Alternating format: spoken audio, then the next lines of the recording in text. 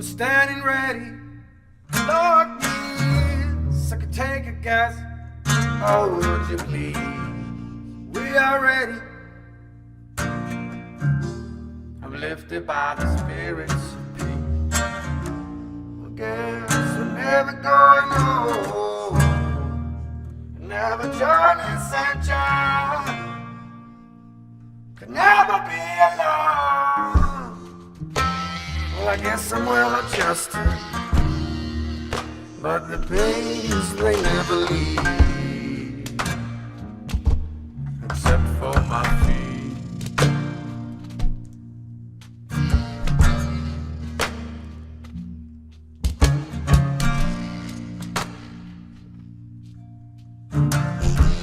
I keep my arms in my suitcases and my shoulders halfway down to the ground.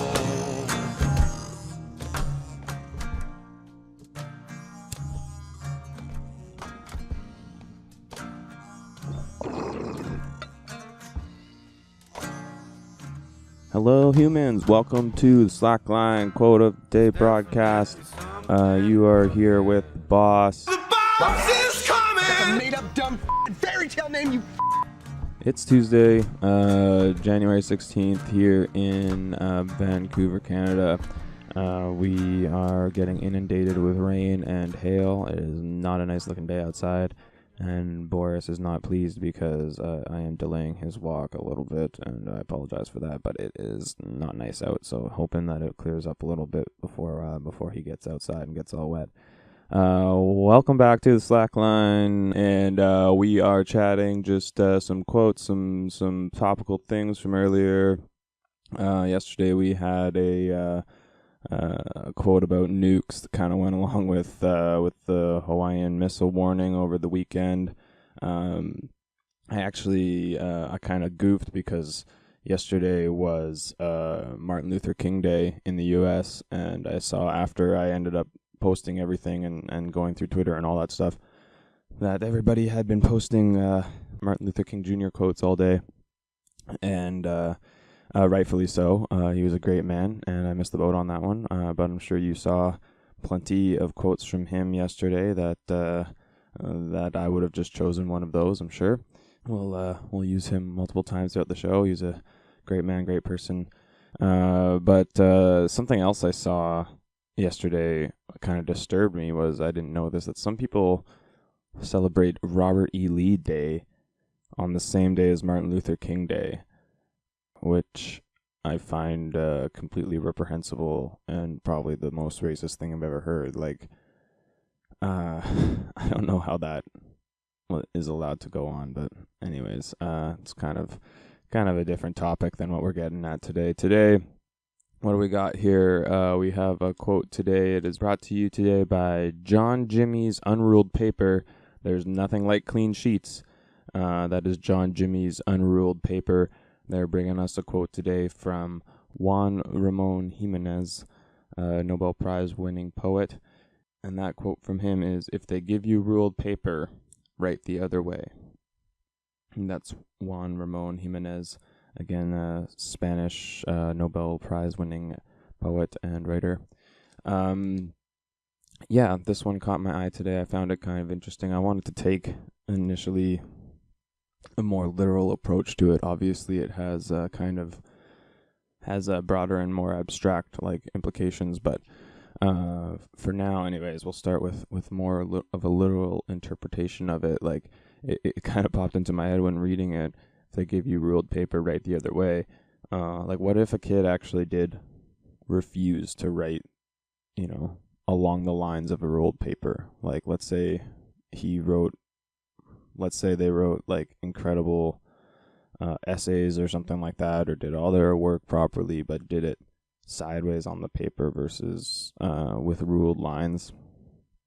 I wonder, if somebody eventually would be like, you can't do that. If they would fail him, they would get in trouble.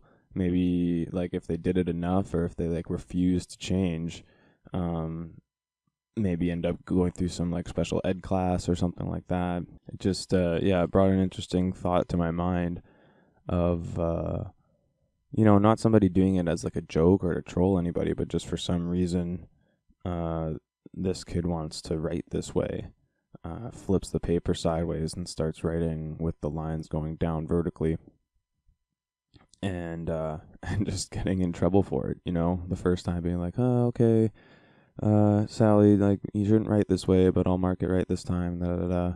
And then, eventually being like, you can't write this way. Like, I won't accept this type of work. Like, please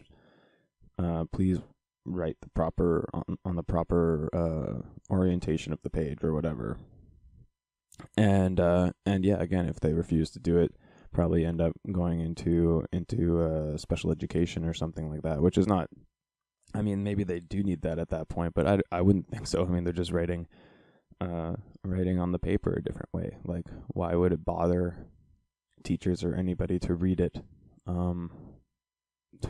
If it was, landscape or portrait. Like, I mean, ruled paper hasn't been around forever. Did old teachers really care how their students handed in their work that way? Maybe they did. I don't know. I don't know how long lined paper has been around, actually. Maybe I should look that up.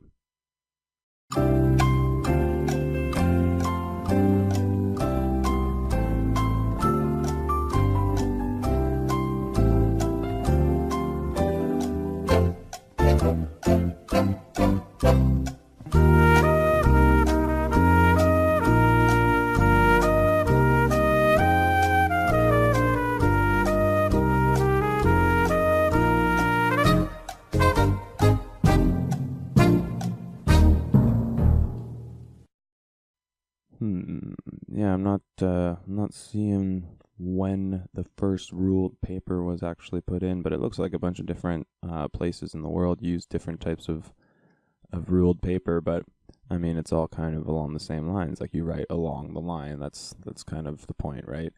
And the point of this quote is to not necessarily write along the lines. But yeah, I mean, staying in the literal mindset of it. I remember being in high school chemistry, and we had a test or a practice exam for a test coming up. One of the answers to one of the questions was bomb calorimeter. All I can remember about a bomb calorimeter is that it measures like the pressure of an explosion, and you just like put it inside of this thing and set off a bomb. Essentially, that's why it's called a bomb calorimeter. And we had a question where we had to measure the pressure of an explosion like that. And I mean, there are a bunch of different ways to do it, easier ways to do it. But for some reason, I could only really remember the bomb calorimeter, and so I wrote about how to do it with the bomb calorimeter. And the teacher marked it wrong. And I remember I went up to her after marking the practice exams, and she was like a university professor. She was a really great teacher. I showed her my answer. I was like, well, why is this wrong? Like, I got the right answer. I did the right thing. She's like, well, you wouldn't have a bomb calorimeter in a high school lab. And I'm like, well, that didn't say anywhere that we were working out of a high school lab. And she's like, well, you have to assume that. And I'm like, why should I be assuming that? Like, we learned about the bomb calorimeter. Why can't I use it? And she kind of sighed, and she nodded, and she was like, well, I mean, to be honest, it is right, but they will mark it wrong according to their standardized answers. So you should learn to do it the other way. And I could see on her face that she knew it was like garbage, that she was not letting me do this.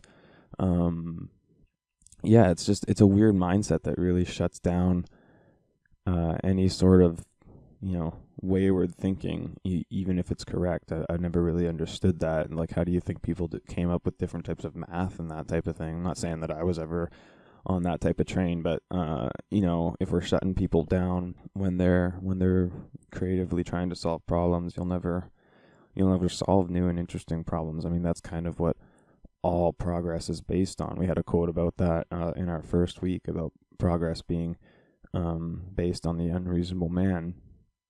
And like, if you think about, Newton watching the apple fall from the tree and actually wondering why, and not even just wondering why, but exploring and experimenting and eventually proving why, and like looking at light through a prism and seeing it separate, and instead of going like, ooh, pretty rainbow, going, why is that light getting split into all those different colors? And I wonder if some of them are hotter or colder, and I wonder if some of them move faster or slower.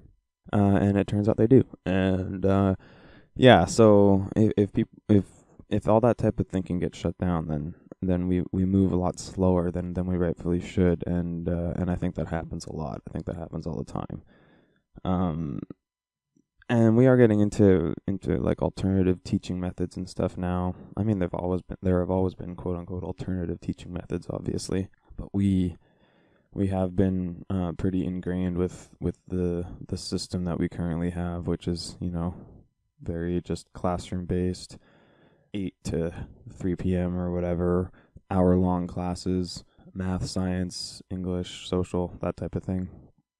And when you do as your schedule says. We had a friend of mine named Olivia on the big Slack line a few weeks ago, and she works as a teacher for a Monsanto school, which is, kind of a refocusing sort of method, where when a kid is obviously bored or starts acting out in a way, they try to refocus them onto something that will hold their attention, something educational, something engaging, and try to isolate what kids like and will be good at. There's things like Waldorf School, which is like kind of more of an art-based program. There's like always self-directed schools and stuff, even within the public school system. I remember there being self-directed schools that you could go to. Just sort of different things, but they're always kind of on the outside. Like I said, we are really ingrained in the way that we teach people, and I think it's kind of showing that it's not like we think that it's kind of this overarching best practice method of just like, I know it's not great for everybody, but it's better for most people. I don't know that it is better for most people. The idea of just sitting in classroom, listening to somebody yammer on and blah, blah, blah. Like, I've learned more about history and literature and biology and a bunch of different things, astronomy, in the last like 6 years of just like scouring YouTube for things like that than, I ever did actually paying attention in school. And part of that is just being a kid and thinking school is dumb or whatever. I was never really, really like that. I was always a decent student, but, you get bored. You get sidetracked. Math wasn't really my thing, so I kind of never really understood why I had to be at home just, like, doing math. And, like, as soon as we started getting into abstract stuff, derivatives and things of that nature, it was, like, derivatives and calculus. It's like, why do I need to do this? My calculator can do this. And it's like, well, because your brain needs to do it. And I'm like, well, when? Unless I'm going to be like an engineer or something, I don't really need to know calculus. So why is it something that I'm feeling stupid about not really being that great at, or not getting through high school, not getting into universities because I can't do math. Not because I can't do math, because I can't do, calculus. I always found a plot, like, once I got into university and we did these, courses that were more like applied and more, stats based, and like, you actually had data that you were trying to find, answers to, or you're trying to provoke questions from. That was pretty much all economics was. And, I found that a lot more engaging than trying to find, unknowns for no reason. But some people get their jam on that, and we don't want to quell that either. But people that get their jam on that, like, they want to be doing math all the time too, right? Like, I remember having a friend who was great at math and chemistry and stuff like that. Like, he would sleep through class and still get better marks than everybody else because he claimed he would go home and teach himself, which I thought was nuts. But anyways, but, when it came to writing and social studies and stuff, he was not great with it. And not that we shouldn't be trying to help them improve those things. Of course you should, but why do his, like, marks now, why does his, quote unquote status in the school like really, really depend on this thing that he's not great at when he's really excellent in some other area. It's kind of builds a weird self-esteem that all of this stuff should be equal in your repertoire when that's not the case. So when we get to like the less literal side of it, writing the proverbial other way is just doing things a different way, looking at things a different way, taking that other path, or trying to find the same answer but in a different direction. I think that type of mindset has helped improve, humanity overall greatly over and over again. But we still kind of ignore it. It's one of those things, kind of like yesterday with the nuclear talk. Like, it's just one of those things that for some reason we can't learn from. We can't learn from letting people like Tesla like die in shame and poverty, and we can't learn from just casting people aside that are trying to maybe tell us something different because they see something different. Or I'm not saying that all lunatics are geniuses, but sometimes it's interesting to listen to people that, like we've talked about a lot, have different perspectives on things, even if their ultimate answer is wrong, or if their perspective is warped in some way by an illness or something like that. Like, they might say things in a different manner. They might think in a different way that provokes other people, that provokes themselves into more interesting pathways than what we currently take.